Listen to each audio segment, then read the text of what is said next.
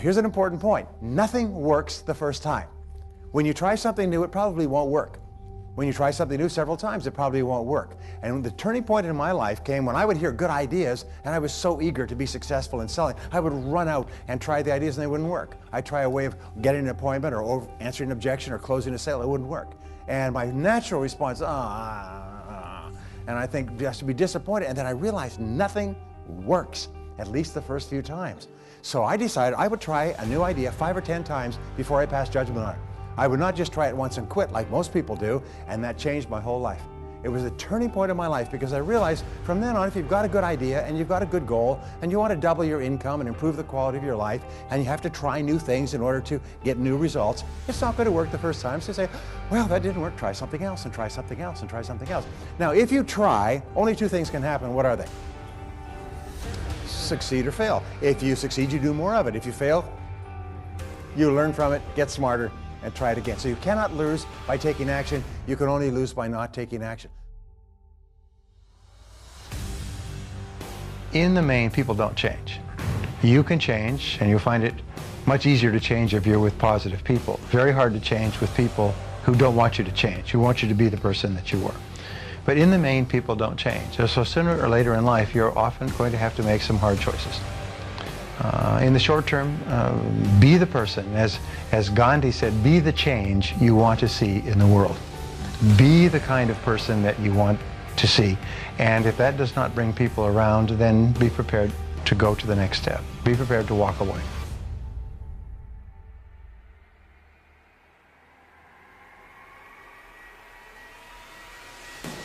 Recognize that everything that you achieve in life is going to be with the help or support or cooperation of other people. So always think, what is it that other people want and need from me? How can I help other people so they'll want to help me back? If you're in sales, top salespeople think about their customers all the time. They think about who their customers are and what their customers want and how they can help them the most and how they can help them even more today. In their relationships, successful people are very focused on the most important people in their worlds, both personal and in business. There's a process which has made more people rich than any other single process of goal achieving. And it's to take your major goal and structure it as a question. If your goal is to earn $100,000 a year, then you write, how can I earn $100,000 in the next 12 months? Now, that's an open-ended question, not how can I earn it at my job or doing a specific thing, just an open-ended question, how can I earn the amount of money? And then you discipline yourself to write 20 answers to the question. And the 20 answers are all the different things that you could think of to earn $100,000. Work longer, work harder, upgrade my skills, get a new job, take a part-time opportunity. Whatever it happens to be, write down everything you could think of, but force yourself to write at least 20 questions, or 20 answers to the question. The 20 question method, called mindstorming, forces you to dig deep, deep into your mind where you will find all your answers. And it may be call a person, read a book. Let me give you an example. We had a young fellow, entrepreneur, he got 35 years old. He'd built a successful business. He'd worked about 10 years to do it. And he, for 2 years, wanted to sell his business so he could take a year off and travel, enjoy his money. And so for 2 years, he just sort of floundered around like a fish on the dock, wanting to sell his business. Nobody offered to buy it. He suggested it to people. People were not interested, and so on. And in this exercise that they put him through, his 20th answer, and often it's the 20th answer that is the breakthrough, was buy a book on how to sell your own business. And it just went off like a flashbulb in his mind. At the break, he got up. It was a downtown hotel. He got up, went down to the street to a major bookstore, went and found. He was amazed at the number of books that had been written on how to buy and sell a business. So he bought 2 or 3 books. 2 months later, he had restructured, packaged his business, sold it completely, satisfactorily, and took a year off. He said, but it was just a single idea. It was a breakthrough idea. But it was so simple, just get a book on the subject. And you think, boy, that's pretty obvious, yes? But it's the most obvious answers that we overlook.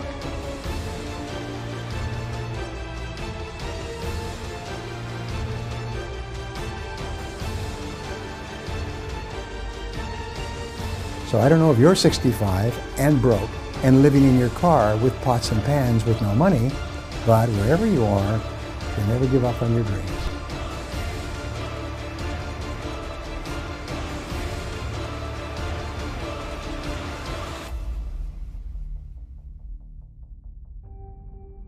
Most people have good, great goals. I want to increase my income and lose weight and get out of debt and be thin and happy and healthy and have a wonderful family. But then they decide, but before I start, I'm going to take a vacation to a beautiful place called Someday Isle. And in my estimation, 80% of the population lives on Someday Isle. Someday I'll lose some weight, and someday I'll read that book and listen to that program and join the Yes Network, and someday I'll get out of debt, someday I'll increase my income, but it's always Someday Isle.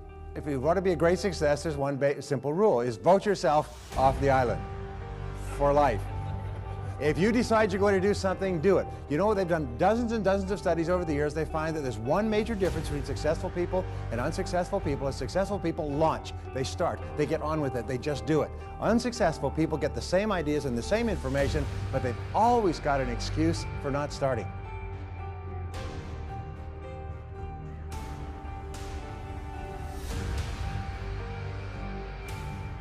Well, Aristotle said that 95% of everything you do is the result of habit. So the rule is form good habits and make them your masters, rather than allowing bad habits to form.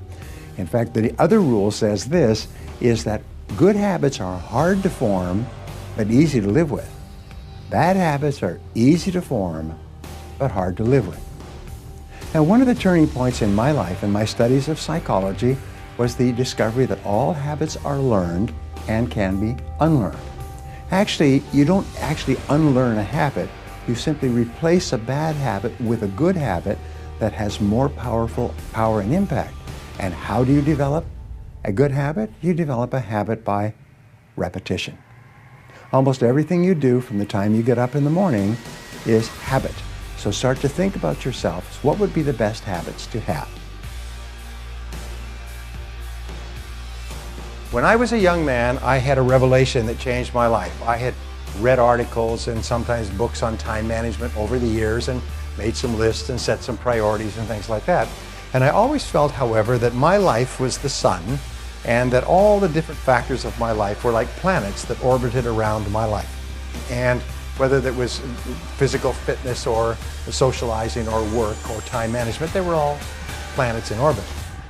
What changed my life was when I realized that time management is the sun and everything that I do is the planets in orbit.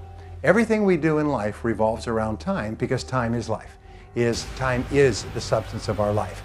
Is that the quality of your life is determined by the quality of your time management. That everything we have or are or ever will be a direct result of how we use our time. And the wonderful thing is we're always free to choose how we use our time.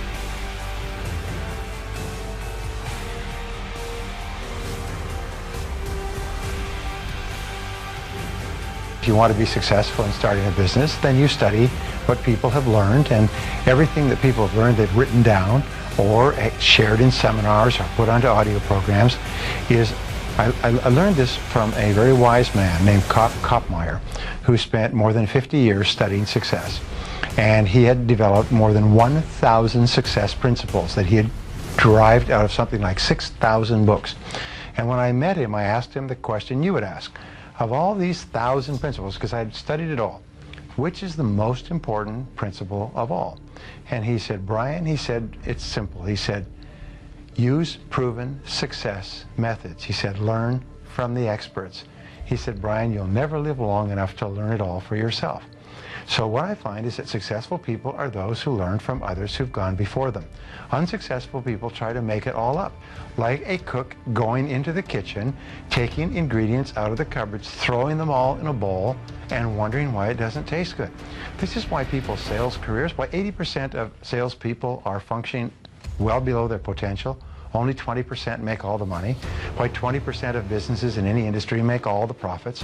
Why 20% of the professionals in any service make 80% of the money, and so on, is because they follow proven success principles, proven recipes, proven formulas, proven combinations, and they just do them over and over again until they master them. Then they can do more and more of them, faster and faster, easier and easier, at a higher level of quality. And all that translates into greater results.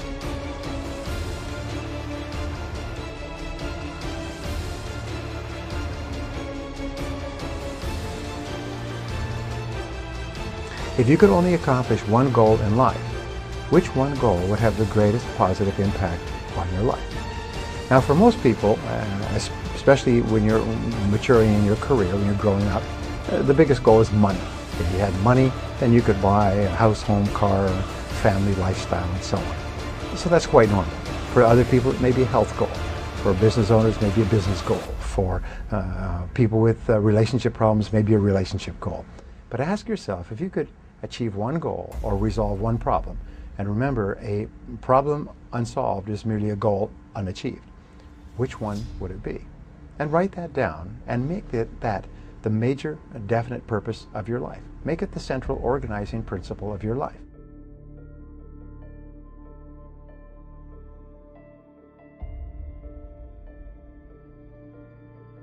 A Nobel Prize-winning study of the evolution of civilizations came up with the term responsibility. Is your ability to respond effectively with the ups and downs and negative events of life is the key measure of your ability to be successful and happy in the future. And what you do is you say, whenever you feel negative or unhappy about anything, you say, wait a minute, I'm responsible. I'm responsible for my life. I'm responsible for what happens. I can't change the past, so I'm not going to spend a second worrying about the past. I'm going to become so busy working on my future and my goals that I don't have time to think about the past.